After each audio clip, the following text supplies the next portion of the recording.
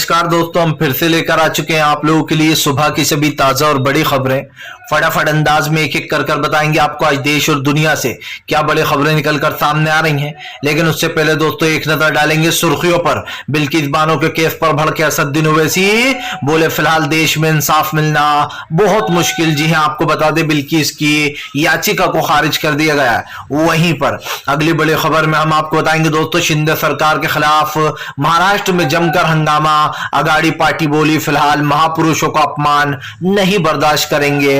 वहीं पर अगली बड़ी खबर में हम आपको बताएंगे दोस्तों, दरअसल आपको बता दें सुप्रीम कोर्ट के फैसले पर उठ रहे सवाल। आपको बता दें बिल्किस के 11 दोषियों को जिनको रिहा किया गया था उस पर पुनर्विचार करने को याचिका दायर की गई थी। कल उसको जो है वो दोस्तों पूरी तरीके से सस्पेंड कर दिया गया, यानी कि खारिज कर दिया गया, जिसके बाद बवाल खड़ा हो गया। वहीं पर अगली बड़ी खबर में हम आपको बताएंगे दोस्तों, राहुल गांधी का गोदी मीडिया के ऊपर बड़ा हमला।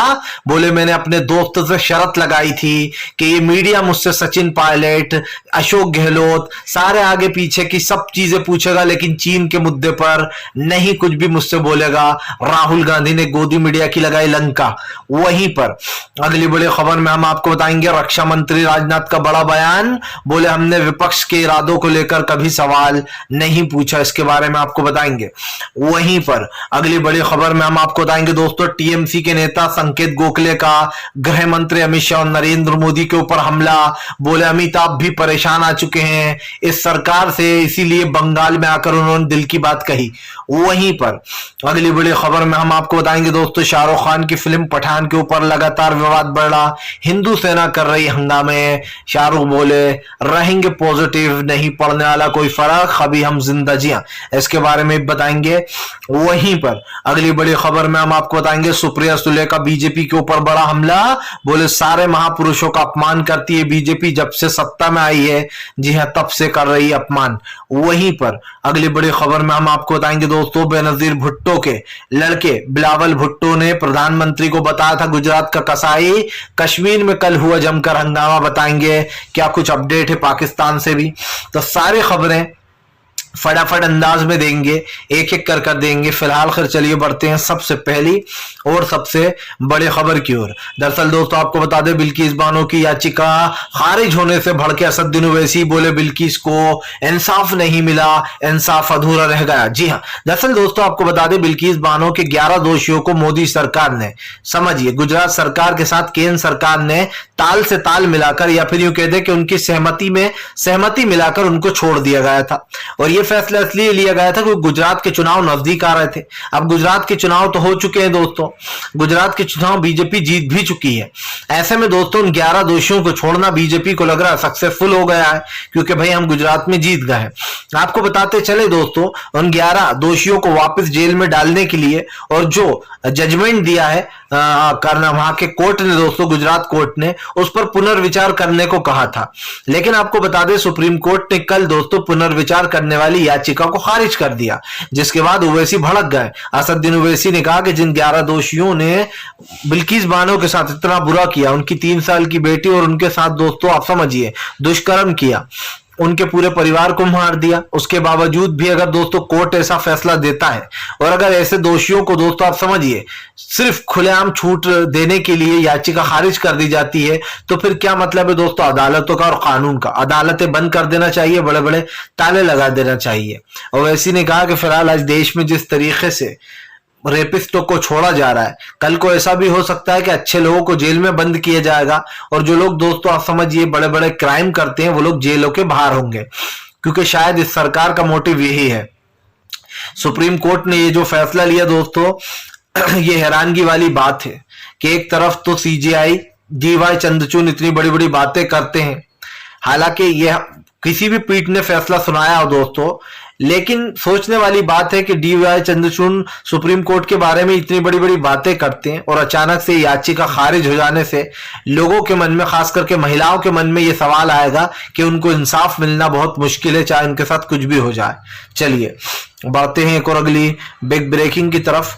बताया दोस्तों अगली जो बड़ी खबर निकल कर आ रही है, आपको बताते चले दोस्तों, महाराष्ट्र में जमकर हुआ कल हंगामा, महाविकास आघाड़ी ने शिंदे सरकार को लिया आड़े हाथ। दरअसल दोस्तों आपको बता दें, महाविकास आघाड़ी ने कल जमकर हंगामा किया महाराष्ट्र में। आपको बताते चले महाराष्ट्र में शिंदे गुट के खिलाफ यह हंगामा हुआ। दरअसल आपको बता दें कि जो भगत सिंह कोश्यारी हैं महाराष्ट्र के राज्यपाल, उन्होंने एक विवादित टिप्पणी कर दी थी। उन्होंने आपको बताते चले दोस्तों एक विवादित टिप्पणी देते हुए जो है नितिन गडकरी को जो है छत्रपति शिवाजी महाराज से कंपेयर कर दिया था और कहा था कि नए जमाने के छत्रपति शिवाजी से कम नहीं है नितिन गडकरी। आपको बताते चले उसके बाद महाराष्ट्र में सियासत तेज हो गई थी। संजय रावत ने कहा था कि फिलहाल संजय रावत ने बीजेपी का उनको प्रवक्ता तक बता दिया था। उन्होंने ये तक कहा था कि जो कोश्यारी है भगत सिंह कोश्यारी, वो सिर्फ और सिर्फ महापुरुषों का अपमान करने के लिए बीजेपी ने उनको महाराष्ट्र का राज्यपाल बनाया है ताकि वो महापुरुषों का अपमान कर सके। आपको बता दें छत्रपति शिवाजी राव को बेसिकली एक तरीके से उनको नितिन गडकरी से कंपेयर करना भारी पड़ गया, जिसके बाद उनको जमकर खदेड़ा गया और प्रधानमंत्री को चिट्ठी भी लिखी गई कि फिलहाल तत्काल में इनको महाराष्ट्र से विदा कर दिया जाए। लेकिन उसके बाद भी आपको बता दें बीजेपी ने भगत सिंह कोश्यारी को नहीं हटाया। दरअसल दोस्तों बीजेपी ऐसे लोगों को नियुक्त करती है, एक तरीके से कह सकते हैं कि आप कहीं का भी राज्यपाल ले लीजिए। इससे पहले आपने देखा पश्चिम बंगाल के राज्यपाल जो कि अब देश के राष्ट्रपति बन चुके हैं, उपराष्ट्रपति सॉरी, वो भी दोस्तों इसी तरीके की भाषा का यूज करते थे, उल्टा ममता बनर्जी को ही घेरा करते थे। आप एक राज्य के राज्यपाल हो, आपको राज्यपाल की तरह रहना चाहिए, लेकिन आप तो मोर्चा लेकर ममता बनर्जी को घेरने निकल जाते थे, बुराइयां करते थे उस सरकार की और बीजेपी की तरफदारी करा करते थे। ऐसा ही मध्य प्रदेश के राज्यपाल भी करते हैं दोस्तों। आपने देखा राजस्थान के राज्यपाल तो अशोक गहलोत की सरकार गिराने की पूरी कोशिश की, कई दिन तक फ्लोर टेस्ट ही नहीं कराया, जबकि अशोक गहलोत कहते रहे, जब उन्हें लगा कि अब तो कुछ नहीं हो सकता, सरकार नहीं गिर सकती, तब कहीं जाके फ्लोर टेस्ट हुआ। और ऐसा ही दोस्तों महाराष्ट्र में भी हुआ। भगत सिंह कोश्यारी ने जरा देर नहीं की और महाराष्ट्र की सरकार को गिरवा दिया। फिलहाल चलिए बढ़ते हैं एक और अगली बिग ब्रेकिंग की तरफ। बता दोस्तों अगली जो बड़ी खबर निकल कर आ रही है, आपको बता दें अभिव्यक्ति की आजादी पर अमिताभ वाले बयान पर मचा 2 दिन से घमासान, अब भी शांत होने का नाम नहीं ले रहा है। दरअसल दोस्तों आज से 2 दिन पहले अमिताभ बच्चन ने एक बयान दिया और बयान में अमिताभ बच्चन ने अभिव्यक्ति की आजादी की बात कही कि आज भी लोगों को कहते हैं, लेकिन लोग अभिव्यक्ति की आजादी दोस्तों लोगों के पास बिल्कुल नहीं है। मतलब आपके पास दोस्तों ये कह सकते हैं फ्रीडम और स्पीच नहीं है, आप खुलकर कुछ बोल नहीं सकते हो दोस्तों, आप खुल के कुछ कर नहीं सकते हो। अगर आप कुछ करोगे तो सरकार कुछ ना कुछ आपके ऊपर कानून का उल्लंघन लगा देगी, आपको उठा ले जाएगी। आपको सोशल मीडिया पर कुछ लिखोगे तो आपको पुलिस ले जाएगी, ये कहेगी कि भैया मोदी का अपमान किया। अगर मोदी सरकार से कुछ बोल दोगे तो तमाम तरीके की बातें करेगी। और इसी को लेकर कहीं ना कहीं अमिताभ बच्चन ने फिल्म फेस्टिवल के दौरान दोस्तों ये कह दिया दोस्तों कि फिलहाल अभिव्यक्ति की आजादी आज भी पूरी तरीके से नहीं है। लोग कहते तो हैं, लेकिन आज भी लोग दोस्तों आप समझिए आजाद नहीं है देश में, क्योंकि जब से 2013 के बाद से मोदी सरकार आई है तब से लोगों की आजादी छिन गई है। अब कैसी अभिव्यक्ति की आजादी? आज लोग बेचारे जो खुलकर करना चाहते हैं वो कर नहीं पाते हैं। और यही बात है दोस्तों कि जब कांग्रेस थी तो बॉलीवुड भी फ्री था, आप समझिए बॉलीवुड फ्री था, सोशल मीडिया फ्री थी, मीडिया फ्री थी, यहां तक कि मीडिया जो चाहती थी वो बोलती थी। लेकिन आज मीडिया दोस्तों क्या करती है, जो मोदी सरकार चाहती है वो बोलती है। तो आप समझ लीजिए कि 2012 में और 2013 के बाद से क्या हो रहा है। 2012 तक कांग्रेस का राज रहा, कांग्रेस ने अपने तरीके सत्ता को चलाया, देश में आजादी रही। आप समझिए आज तो हर सोशल मीडिया चीज पर शिकंजा कसा जा रहा है। और वो दिन दूर नहीं है दोस्तों जब सरकार आपके बोलने पर भी टैक्स लगाएगी और आपके बोलने पर भी रोक लगा देगी। सिंपल सी बात यह है कि अमिताभ के इस बयान को संकेत गोखले, आपको बता दें टीएमसी के नेता हैं, संकेत गोखले ने बीजेपी के मजे लेते हुए कहा कि दरअसल पीएम नरेंद्र मोदी और गृह मंत्री अमित शाह से अमिताभ बच्चन भी अब उकता चुके हैं। उनको भी पता है कि इनकी सरकार देश में अभिव्यक्ति की आजादी छीन रही है। इसीलिए अमिताभ बच्चन ने बंगाल जैसी पावन जगह पर आकर अमित शाह और पीएम नरेंद्र मोदी की पोल खोल दी। यानी कि मतलब साफ है दोस्तों कि अब वो स्टार भी, आप समझिए वो स्टारों ने भी बीजेपी के खिलाफ बोलना शुरू कर दिया जो कभी बीजेपी को समर्थन कर रहे थे, जो कभी बीजेपी का साथ दे रहे थे। सिंपल सी बात यह है दोस्तों कि बीजेपी एक ऐसी पार्टी है जो सिर्फ देश में नफरत फैलाना जानती है। मैंने अभी तक नहीं देखा कि इन्होंने भाईचारे का कोई संदेश दिया हो या मैसेज दिया हो। हमेशा मंदिर मस्जिद पर चर्चाएं करना, हिंदू मुसलमान पर चर्चाएं करना, मुस्लिमों के धर्म को गलत बोलना, और इधर से एक इंसान बिठा देते हैं, इधर से हिंदू भाइयों के धर्म को गलत बैठना। ऐसी ऐसी डिबेटें कराई जाती हैं कि बस लोगों में नफरत की हद पार हो जाए।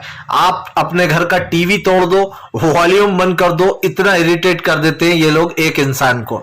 चलिए बढ़ते हैं एक और अगली बिग ब्रेकिंग की तरफ। बता दोस्तों, गोदी मीडिया के ऊपर गरजे राहुल गांधी, बोले मैंने सही कहा था, ये मीडिया नहीं पूछेगी मुझसे चीन पर कोई सवाल। दरअसल दोस्तों, राहुल गांधी ने मीडिया की बोलती बंद कर दी। मीडिया राहुल गांधी से सचिन पायलट, अशोक गहलोत की लड़ाई और तमाम वो मुद्दे पूछ रही थी जिससे आप कैसे गुजरात हारे, तमाम वो मुद्दे पूछे गए। राहुल गांधी ने कहा, मीडिया जब चौंक गई जब राहुल गांधी ने कहा कि मैंने अपने दोस्त से शर्त लगाई थी, मैंने अपने दोस्त से कहा था कि मीडिया मुझसे आगे पीछे ऊपर नीचे के सारे सवाल पूछ लेगी, अशोक गहलोत के, सचिन पायलट के, लड़ाई झगड़ों के, लेकिन एक सवाल नहीं पूछेगी। मीडिया ने कहा कि कौन सा सवाल? राहुल गांधी ने कहा मैंने सही कहा था कि चीन का सवाल मुझसे कोई मीडिया नहीं पूछेगा। चीन लगातार हमारे देश पर कब्जा करता जा रहा है, हमारी जमीन हथियाता चला जा रहा है, सेना के जवानों को पीट रहा है, लेकिन उसके बाद भी मीडिया मुझसे चीन के बारे में कुछ नहीं पूछेगा। जैसे ही राहुल गांधी ने ये कहा दोस्तों, मीडिया में से एक इंसान बोला कि मैं बस आपसे पूछने ही वाला था। राहुल गांधी ने कहा कि इतनी देर से पूछ नहीं रहे थे, लेकिन अब जैसे ही मैंने चीन का मुद्दा कह दिया, बता दिया, तो आप कह रहा हो कि मैं आपसे बस पूछने ही वाला था। दोस्तों, राहुल गांधी मीडिया की नस नस से वाकिफ हो चुके हैं। राहुल गांधी अच्छे से जानते हैं दोस्तों कि जिस मुद्दे से या फिर जिस सवाल से बीजेपी को नुकसान होगा, मीडिया वो सवाल कभी नहीं पूछेगी।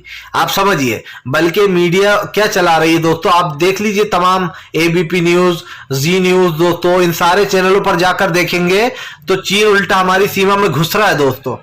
लेकिन लिखते क्या है? मोदी से डरा चीन, प्रधानमंत्री नरेंद्र मोदी के आगे जिनपिंग हुए ढेर, अरुणाचल भी निकला चीन के हाथ से। आप समझिए, सिर्फ थंबनेल बनाने थे और झूठी न्यूज चला देने से, चीन को नीचा बता देने से और मोदी जी को ऊपर बता देने से सच्चाई नहीं बदल जाएगी। सच्चाई यह है कि पीएम नरेंद्र मोदी चीन के राष्ट्रपति जिनपिंग से डरते हैं, वो उनके बारे में कुछ नहीं बोलते हैं। राहुल ने कहा कुछ भी नहीं बोलते हैं। आप समझिए दोस्तों, एक ऐसा प्रधानमंत्री हमारे देश का जो हमारे सामने तो बड़ी बड़ी बातें करते हैं कि मैं ये करूंगा, चीन के साथ वो होगा, लाल आंख दिखाई मोदी जी ने, ऐसे ऐसे थंबनेल बनाते हैं ये न्यूज चैनल वाले कि कभी कभी कुछ बेचारे जो व्यूअर से देखने वाले टीवी, वो तो सच में सोचते हुए कि नहीं यार, मोदी जी ने कड़ा जवाब दिया लगता है। जब ही तो लिख रहा है कि अरुणाचल भी गया चीन के हाथ से, हो कुछ उल्टा ही रहा है। अगर सीमा पे जाकर देखेंगे तो लगातार जो चीन है हमारी सीमाओं में घुसता चला जा रहा है, जगह घेरता चला जा रहा है, और मोदी जी क्लीन चिट देते फिर रहा है पूरे देश को कि ऐसा कुछ नहीं हुआ भैया। तो राहुल गांधी का सवाल दोस्तों सही है या गलत, यह आप जरूर फैसला करके बताइएगा।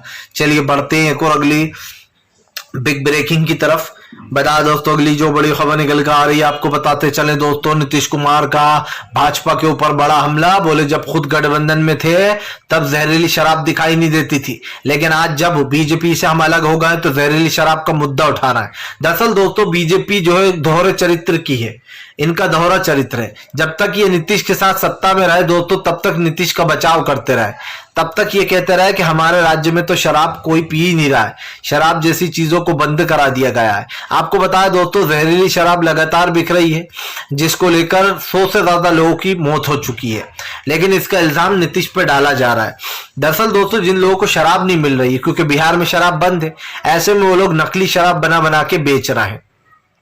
आपको बता दें दोस्तों, नकली शराब का ये मामला निकलकर सामने आया, जिसमें ये बताया जा रहा है कि नीतीश कुमार की वजह से ये हो रहा है। नीतीश ने बीजेपी के ऊपर हमला बोलते हुए कहा कि दरअसल भारतीय जनता पार्टी अपनी जो राजनीति है वो हम पे थोपने का काम कर रही है। नीतीश कुमार ने कहा कि जब बीजेपी थी तब भी जहरीली शराब पीकर लोग मर रहे थे, अब सरकार उनके पीछे पीछे तो जा नहीं सकती है।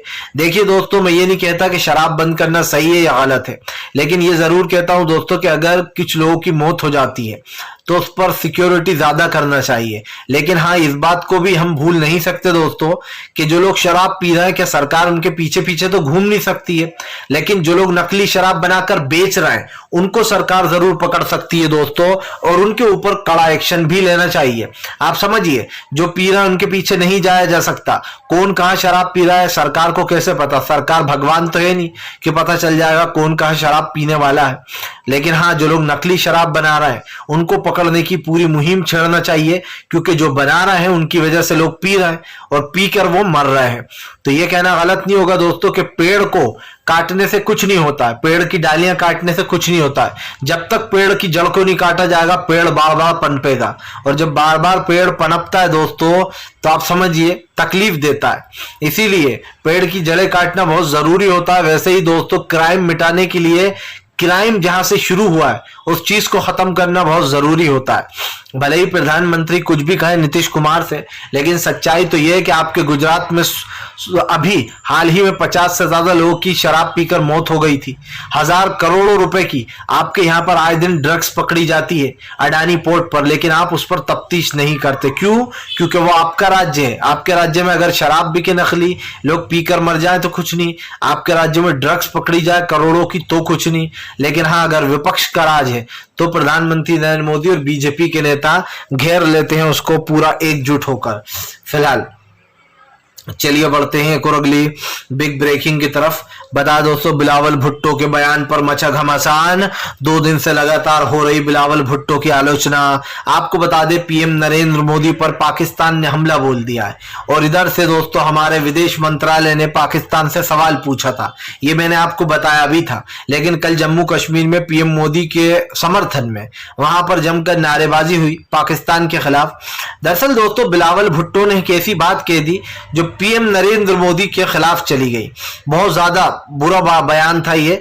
आपको बता दें, बेनजीर भुट्टो के बेटे बिलावल भुट्टो ने कहा कि जो उसामा बिन लादेन था वो तो खत्म हो गया है, लेकिन जो गुजरात का कसाई है वो अभी भी जिंदा है। अब गुजरात का कसाई यानी कौन दोस्तों? पीएम नरेंद्र मोदी। उनके बारे में यह अभद्र टिप्पणी की गई दोस्तों।